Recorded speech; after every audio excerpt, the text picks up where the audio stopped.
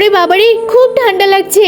দিদি দিদি, মনে হচ্ছে আমাদেরকে কেউ খাবার দিতে এসেছে, আমি একবার দেখি। এই নাও, তোমরা ঠান্ডায় কষ্ট পাচ্ছ, কম্বল নাও। আরে এটা তো আমার বড় ভাই। না না, আমার কম্বল টম্বল কিচ্ছু লাগবে না। আরে কিসব কথা বলছো? নিজে তো ঠান্ডায় মরে যাচ্ছ, এই জন্যই তো দিচ্ছি। আরে দিদি নাও না, আমার খুব ঠান্ডা লাগছে। তোদের ভালোর জন্যই তো দিচ্ছি, নিয়ে নাও কম্বলটা। দিদি নাও না, বারবার করে বলছে।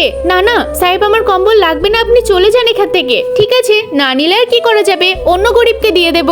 যাক, বড় ভাই চলে গেছে, ও তাহলে কিছুই জানতে পারেনি। আরে এ তো আমার বোন, ও আমার বোন হয়ে আমাকে লুকাচ্ছে।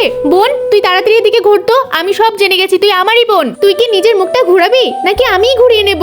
ভাই বোন, তুই এখানে এরকম অবস্থায়, তোর এরকম হাল কে করেছে আমাকে বল। ভাই তুমি বাড়ি থেকে চলে যাওয়ার পর কি হয়েছিল জানো? বড় ভাই তো বাড়ি ছেড়ে চলে গেছে পুলিশ হওয়ার জন্য। আমরাও দেখবো কেমন পুলিশ হয়। তুই এখন বাড়ি থেকে বেরো। আরে আমাকে কেন বের করছিস? আমি তো তোদের ছোট বোন, তাই না? তোরা আমার সাথে এমনটা করিস না। এই মুখে মুখে তর্ক করবি না, বাড়ি থেকে সোজা বেরিয়ে যা। ভাই তুমি কোথায়? এরা তো আমাকে বাড়ি থেকে বের করে দিল।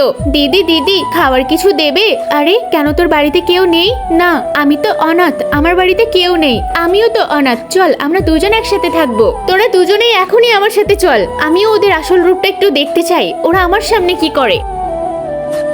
অত বড় গাড়িতে করে আমাদের বাড়িতে আবার কে আসলো? বোন তুই আমার সাথে চল, আমিও দেখবো আমি থাকাকালীন ওরা কি করে বাড়ি থেকে বের করে, আর তুইও আমাদের সাথে থাকবি। আরে বড় ভাই এসে গেছে, আজকের থেকে ওরা দুজন আমাদের বাড়িতেই থাকবে। তোদের কোনো সমস্যা? না না, আমাদের কোনো সমস্যা নেই, ওরা সবাই থাকবে।